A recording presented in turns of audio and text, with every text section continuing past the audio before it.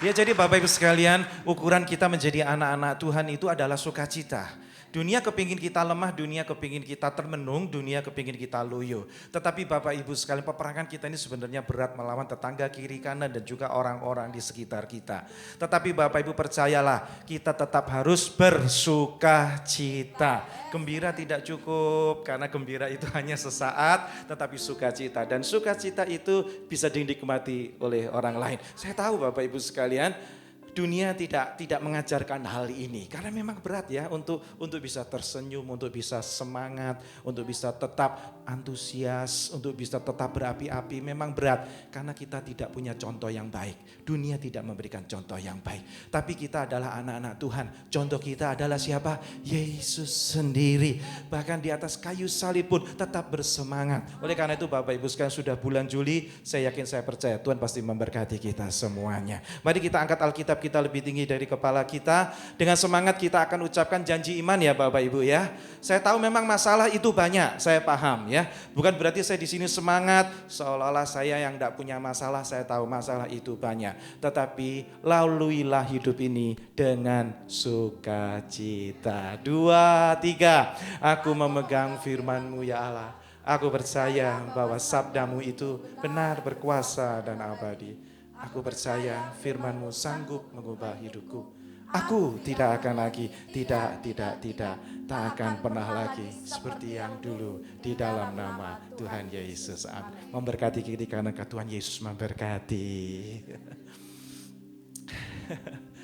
Mari kita buka dalam Mazmur 56, itu ada ayat yang indah sekali kita kepingin baca ya. Mazmur 56 ayat 9 sampai ayat yang ke-10. Mari sama-sama, 2, 3, ayo.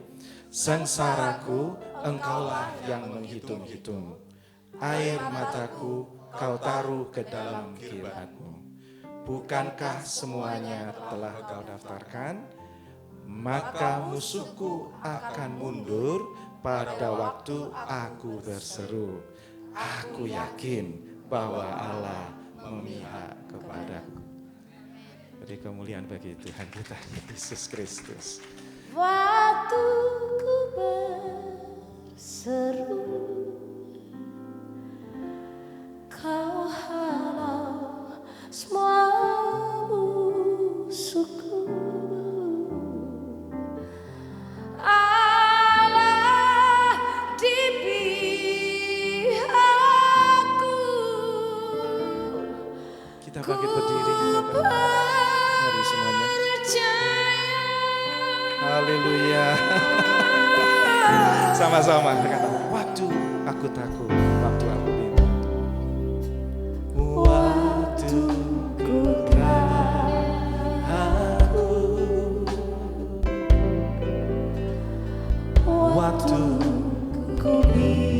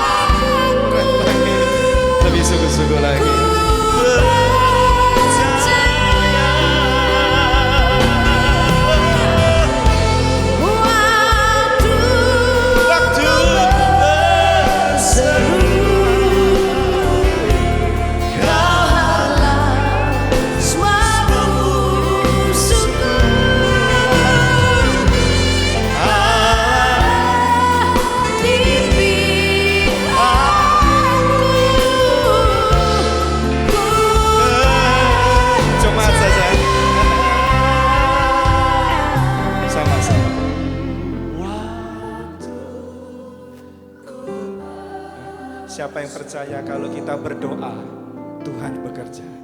Amin.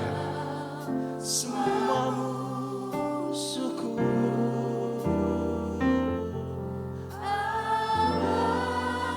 di pihakku, ku percaya. Bantulah Allah di pihakku. Allah di pihakku. Katakan aku percaya. Ku percaya. Sekali lagi bantulah. Katakan Allah di pihakku. Allah di pihak. Siapa yang percaya Allah di pihak kita, tepuk tangan bagi Tuhan Yesus.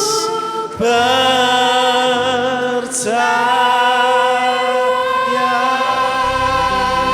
Lebih dahsyat lagi buat Tuhan kita Yesus Kristus. Silakan duduk kembali ya. Saatnya kita dengar firman Tuhan. Diberkati semua dengan pujian ini. Ya. Lalu judulnya apa khotbah hari ini? Ya, saya kasih judul sama seperti yang baru kita baca. Saat kita berdoa, Tuhan bekerja. Ya, sekali lagi, saat kita berdoa, Tuhan bekerja. Saat kita berseru, Tuhan bekerja. Nah, Bapak Ibu, kalau kita secara jujur, kita melihat keadaan saat ini, semuanya sudah mulai normal. Lalu Bapak Ibu juga mungkin dalam pihak yang sama. Bapak Ibu kepingin juga, saya juga kepingin hidup normal. Gitu, karena masa pandemi terus. Apa yang kita lakukan pada saat ini adalah kita mulai berusaha. Toko sudah mulai, ayo kita bisa mencoba paling enggak ya bisa samalah seperti sebelum pandemi. Atau puji Tuhan mungkin sudah nyalip. Tetapi yang terjadi banyak sekali di antara kita pikiran dan hati tidak match. Karena kita selalu melihat keadaan dunia dan kita menilainya itu dengan mata jasmani kita. Kita sudah sungguh-sungguh seperti yang di Mazmur ini katakan, saya sudah berdoa Bapak Gembala. Lalu Bapak Ibu berkata, tetapi kenapa saya belum melihat ada titik terang untuk urusan saya? Kenapa saya melihat bahwa klien saya ini kok belum kembali? Langganan saya belum lagi kembali beli sama saya. Atau mungkin pekerjaan ini tidak sesuai dengan harapan saya. Padahal ini semua sudah aku lakukan. Ini semua sudah aku kerjakan. Aku berseru kepada Tuhan. Dan aku yakin bahwa Tuhan bekerja di balik layar. Tuhan bekerja pada saat ini. Tetapi serasa ini gelap gulita. Serasa tidak ada jalan keluar. Aku punya masalah dalam keluarga yang aku doakan. Yang aku sedang hari ini sedang pergumulkan. Tetapi yang aku lihat masih gelap Pak Gembala. Masih peteng dedet katanya begitu. Gang buntu katanya begitu ya. Belum ada jalan keluar. Saya kepingin hidup saya lebih baik. Saya kepingin lebih bahagia. Urusan saya kepingin selesai. Dan apa yang kita lihat di hadapan mata kita adalah semua masih gelap. Itu semua karena cara pandang Bapak Ibu sekalian keliru. Kita diajar sejak kecil, kalau kita melihat hari yang baru, kita selalu ngitung sejak matahari terbit.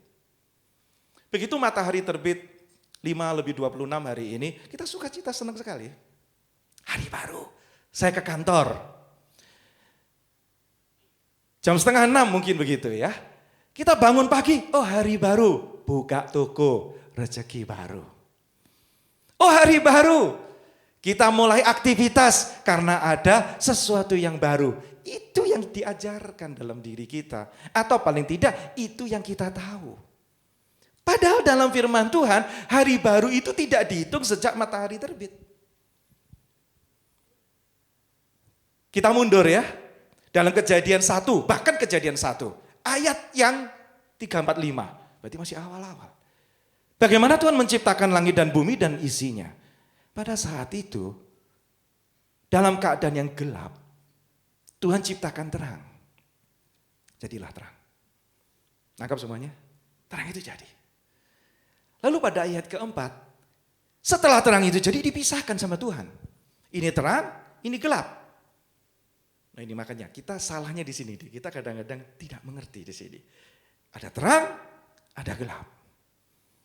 Tetapi yang perlu Bapak Ibu perhatikan dan Bapak Ibu perlu dalami pada saat ini, dengar baik-baik ya.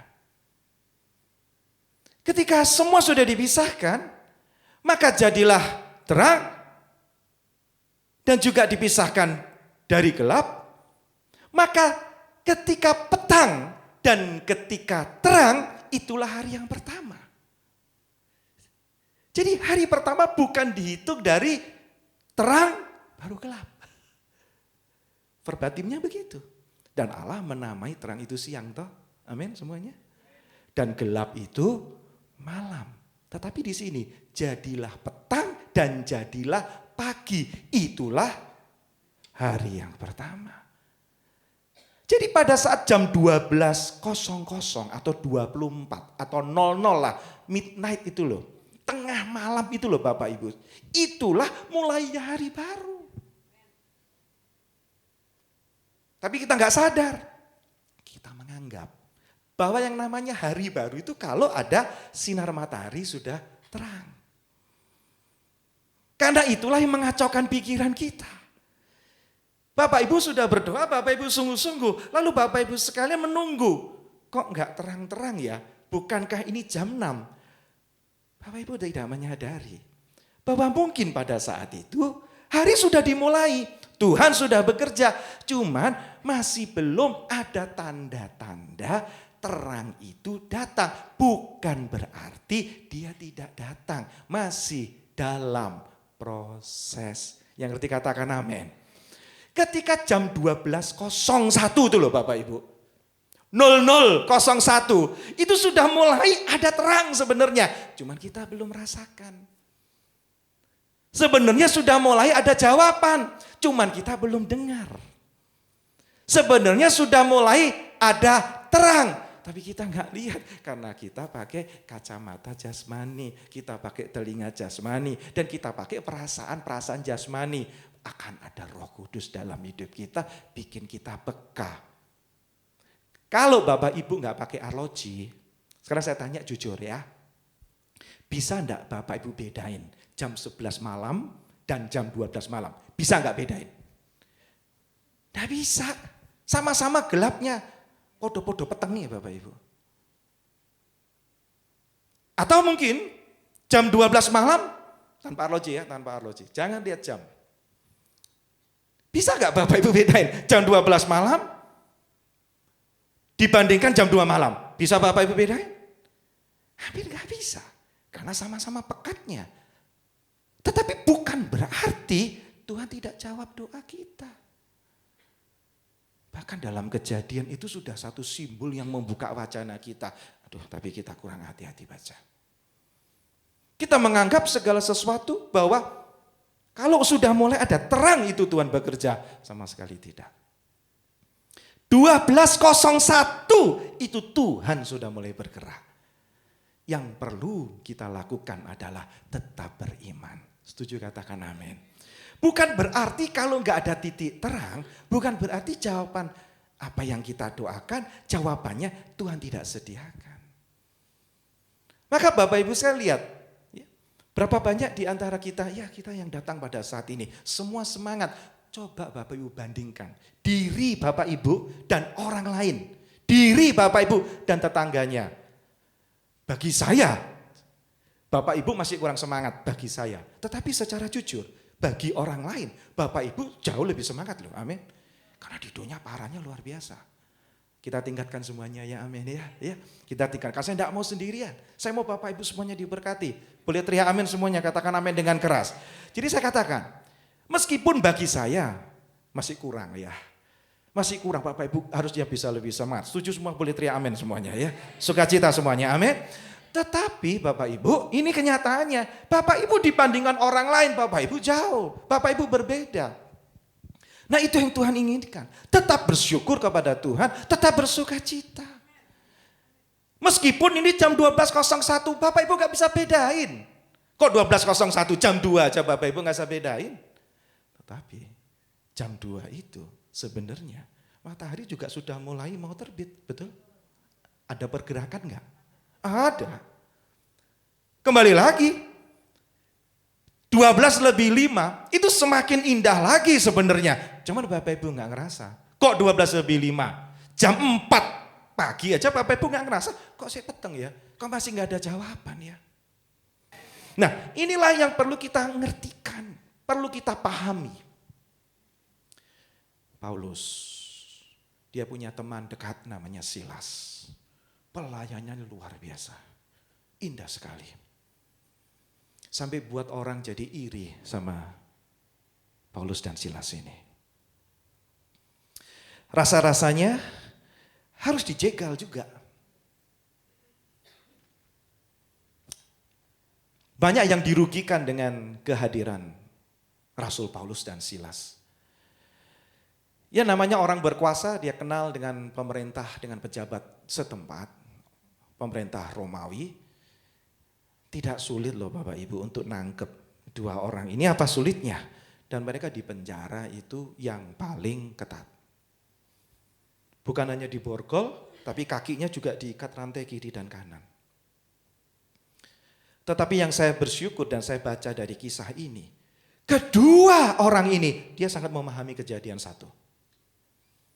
Seperti Bapak Ibu yang diterangkan pada saat ini. Bapak Ibu sudah mulai mengerti kan? Begitu pula Paulus dan Silas. Dia sudah mulai ngerti. Maka ketika tepat tengah malam, pas tengah malam, enggak tidur. Pas tengah malam, dia berseru kepada Tuhan. Karena dia tahu ini jam 12 lebih 1. Meskipun jangankan 1 menit. Lebih 1 detik pun Bapak Ibu, matahari sudah siap-siap mau terbit. Dan kalau kita baca seterusnya di Kisah Rasul 16, Bapak Ibu bisa melihat keindahan dari satu pengalaman rohani yang sangat begitu membuka wawasan kita. Tengah malam mereka berseru, berdoa kepada Tuhan.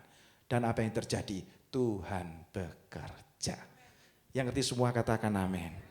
Jadi Bapak Ibu sekalian, bukan berarti kalau sekarang ini kita tidak melihat secara langsung. Bukan berarti kalau pada saat ini kita tidak merasakan secara langsung. Ya karena kita ini repot. Kita manusia kasat mata, kita manusia kasar secara tubuh ini. Kita kepingin merasakan sesuatu. Tetapi Bapak Ibu, simbol-simbol firman Tuhan, Bapak Ibu juga harus pahami. Hari ini, dalam diri saya pun, saya merasa entah ini jam 2, atau ini jam 2 lebih 15 menit, tetapi yang saya tahu jam 6 pasti datang. Dan saya yakin, saya percaya. Nah kalau Bapak Ibu bisa menerima satu kenyataan seperti ini, hidup Bapak Ibu pasti lebih bahagia. Bapak Ibu gak akan salahkan pasangannya. Kenapa kok begini, salahmu? Si salah ya awakmu. Tidak ada yang salah. Karena semuanya on the way. Matahari sedang terbit bagi kita. Ngerti semuanya Bapak Ibu sekalian? Nah itu yang dilakukan oleh Paulus dan Silas. Begitu pula dalam diri saya. Saya cuma kepingin belajar. Bukan kepingin belajar membedakan waktu. Tidak perlu Bapak Ibu.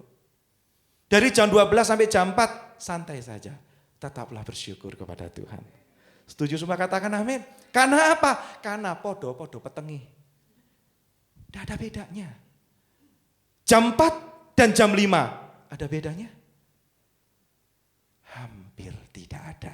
Tapi nanti Bapak Ibu jangan kaget. Jam 5 lebih 15. Kuino baru ono bedone. Tapi duiti Bapak Ibu sekalian. Baru kelihatan untup-untup itu namanya ya bahasa Kedirinya. Kelihatan sedikit titik terang. Tapi bersyukurlah Bapak Ibu. Jam 5 maksud saya, 5 lebih 26 seperti hari ini. Matahari terbit. Maktul langsung keluar, langsung terang. Setuju semua katakan amin. Nah itu yang disebut proses kehidupan ini.